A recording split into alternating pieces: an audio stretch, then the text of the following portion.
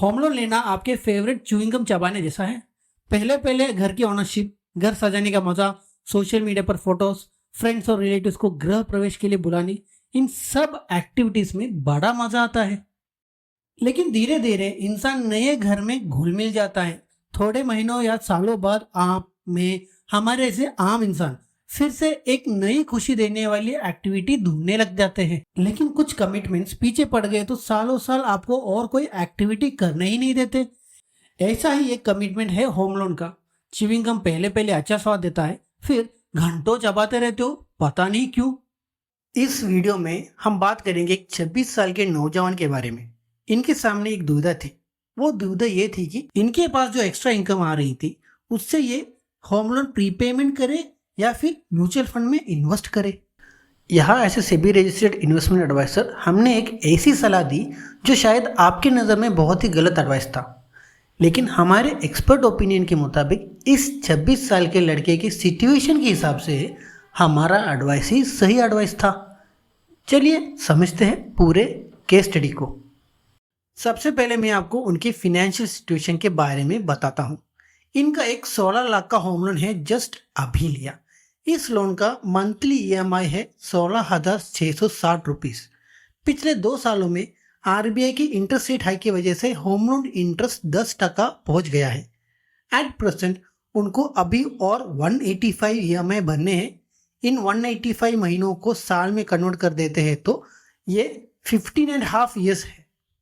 उनकी दुविधा ये थी कि सारे घर के खर्चे और होम लोन का ईएमआई भरने के बाद भी एक्स्ट्रा 20,000 बच रहे थे, और उनके मन में ये चल रहा था कि मैं उन 20,000 का म्यूचुअल फंड में एसआईपी करूँ या होम लोन का एक्स्ट्रा ईएमआई भरूँ।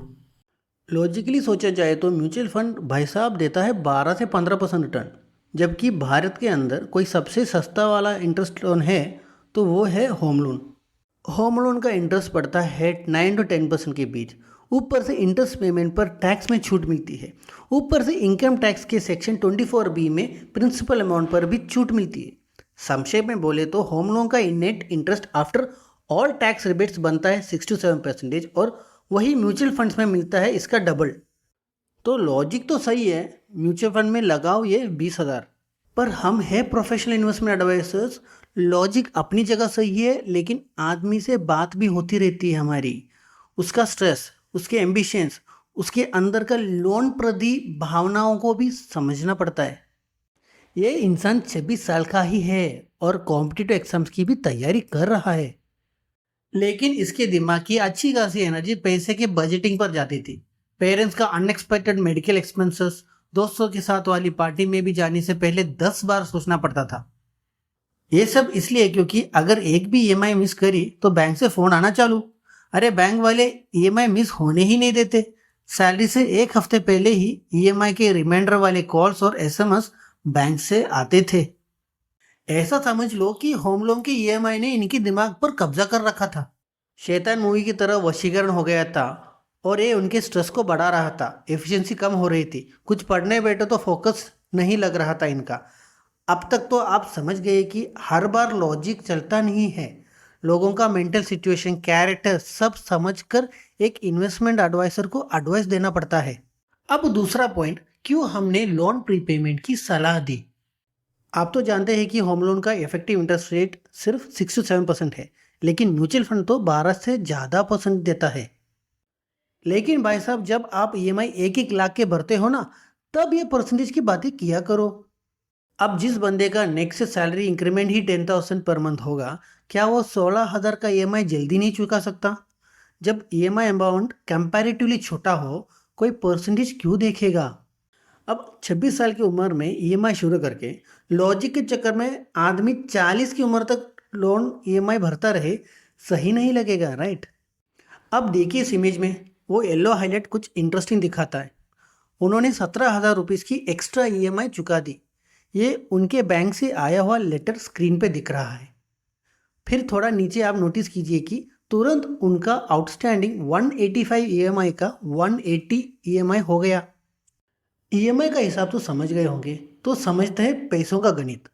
इधर एक 17,000 के लोन अमाउंट पर अगले 15 साल में सिर्फ इंटरेस्ट में इनको भरना पड़ता ₹68,000। अब ये 68,000 क्या है? ये 68,000 होते हैं ऑलमोस्ट 4 एक्स्ट्रा ईएमआई।